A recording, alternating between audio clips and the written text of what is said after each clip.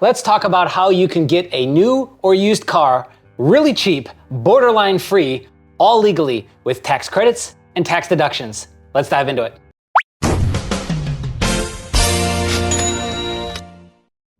All right, so a little bit different of a video, but I always want to stack your deck with giving you tools and resources so that you can make better decisions or just to get your brain thinking sometimes. That's what these videos are here for. So today we're going to talk about Title 26, Code 179, which is election to expense certain depreciable business assets and how you can use that to your advantage. We can use this on things like vehicles. We can use this on things like building repairs or the building that is allocated to our business and other things too. So let's dive into this here. And then I'm going to share with you an example of somebody who just did this and how I think you could use this play to your advantage. So you can actually depreciate quite a bit. It used to be 100%. For 2023, it was just 80%. And it's going to gradually go down until I think 2026 or 2027 when it's going to be zero completely. So there'll be no more depreciable deductions on this, right? So you can actually it's somewhere over $1 million. So it's either, as you can see here, in actual tax code, it shall not exceed $1 million. I've also heard from somebody else it's $1,050,000, and then NerdWallet claims that it's $1.16 million.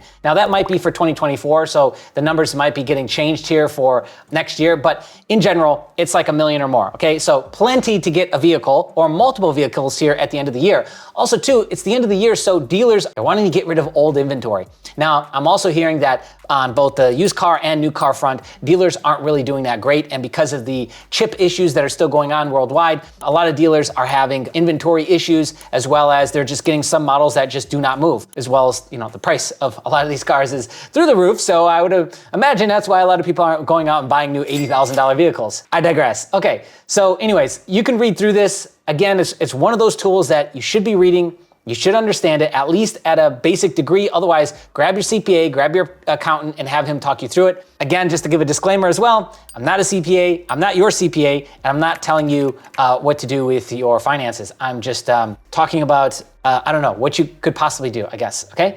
So anyways, yes, you can go through all this. A section to look at would be here, certain vehicles excluded, and you have to really make sure you understand and read the languaging. For example, this one right here, certain vehicles excluded, is designed to have seating capacity of more than 9 persons behind the driver's seat. So passenger seat doesn't count. So that's one way that you might get yourself mixed up and thinking, oh man, this doesn't qualify. Now I've got a whole list I'm gonna show you as well, where you can go and find vehicles that do qualify, so you don't even have to think about this. But again, another one to think about too is cargo area, or this would be like a cargo van, of at least 6 foot in interior length, which is an open area or designed for use as an open area, but is enclosed by a cap and is not readily accessible directly from the passenger compartment. So that would be, a van would still work because 99% of the time the passenger can still go to the back, right? So again, these are just things that you probably need to read through this and take a look. So you can see there's quite a bit here. And even though it is a little bit of legal gobbledygook, it's worth the read. So now let's talk about the vehicles, right? So list of vehicles over 6,000 pounds that qualify for 2023 IRS Section 179 tax benefit deductions. Okay, so a couple things to note here is the maximum is up to $28,900. It was previously 100%. Now it's just reduced to 80% for 2023. And it's going to gradually keep going down. So heavy SUVs, pickups, and vans over 6,000 pounds, mainly used for business, can get a partial deduction, bonus depreciation. Typical work vehicles without personal use qualify. Cargo vans and box trucks with no passenger seating can qualify as well. And here you go. Here's a full list. I'll also give you this link in the description below, so you can check that out. Now let's talk about this tax credit. So there's 2 tax credits that we're getting from good old Uncle Sam here.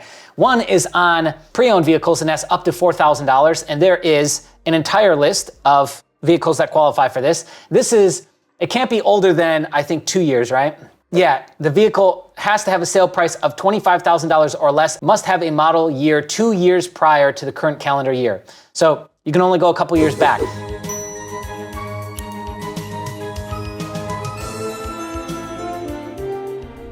Keep in mind, if you did want to get a note through your bank or an auto loan through your bank, a lot of banks will only let you go back a maximum of 5 years. They have mileage restrictions and caps on used vehicles as well. So there is a lot of terms and conditions that apply that you're going to want to double check on, right? Credit unions tend to be way more laxed on this. Like, we know quite a few people who have gotten auto loans through Navy Fed, and much different than dealing with, a big bank like Chase or Bank of America, etc.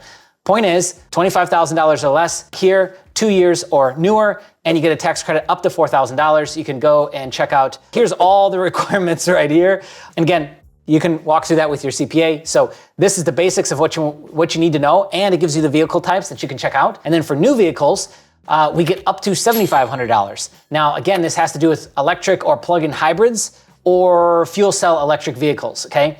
And what is the cap on this? I don't know if they give one. I don't think they do. It can be up to $7,500. And here is all the requirements and qualifications for that. The vehicle's manufacturer suggested retail price can't exceed $80,000 for vans, $55,000 for other vehicles. Not bad. I mean, $55,000 is a fairly common price for newer vehicles that would fit into the EV category. There's a lot of options, and obviously they got a full list here that you can search. So those are the tax credit and depreciation. Now let's talk about what this person went and did and how they used it. And then I'm gonna spitball some other ways that you could possibly use this, okay? So first off, here it was. They got a new 2023 Chrysler Pacifica hybrid, that's the plug-in hybrid, and they were originally pre-approved for $75,000 through Bank of America, but the car was only $55,000, and that's before the dealer discounts. So they got the dealer discounts was $11,000. Obviously, there's some conditions that applied there, and then the $7,500 tax credit that we just showed you here, and then obviously they get to depreciate some of that as well. So I mean, how much did they actually pay for the car? So we take $55K, we take $11,000 off of that, so now we're down to $44. Take $75 off of that, $7,500, and then another what, $20,000 off of that? So it's like, holy cow! All of a sudden, cars became affordable again.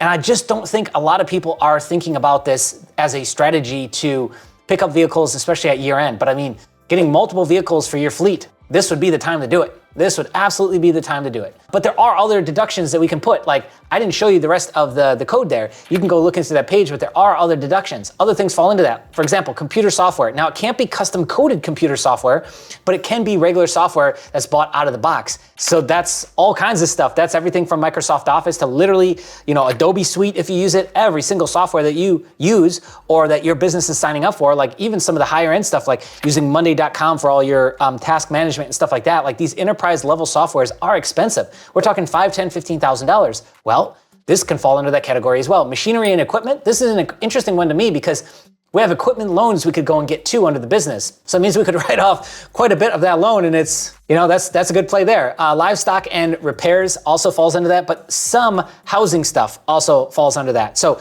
roofs is one of the big ones that I was thinking of, and we could stack redoing our roof with maybe some solar tax credits too. Now, again, all the CPAs, correct me if I'm wrong in the comment section, but because we have installed the solar on the roof, I think that would qualify, wouldn't it? Like 99% of people and all these like scam solar companies, they're installing the solar on your roof, right? So if we got to redo the roof of the business address or the address that qualifies under the business, right?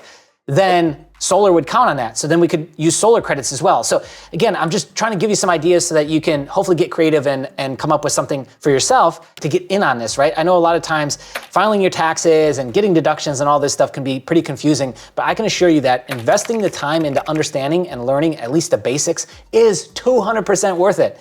So that way you don't get taken to the cleaners by your CPA who's maybe asleep at the wheel or just trying to, run through a bunch of people, not giving you the proper deductions, and you're paying too much on your taxes. Like, this is stuff you need to pay attention to, especially now more than ever. With interest rates and inflation, like, do yourself a favor and start to really dig into this stuff and understand what to do, right? But I'd love to hear in the comments below, how are you using Section 179? Of course, we just want to hear about legit ways that you're using it, illegal, all above board ways that you're using it, of course. But anyways, hope you guys like this one. Comment below. While you're here on the channel, watch a few more videos. Thanks for watching. We'll catch you in the next one.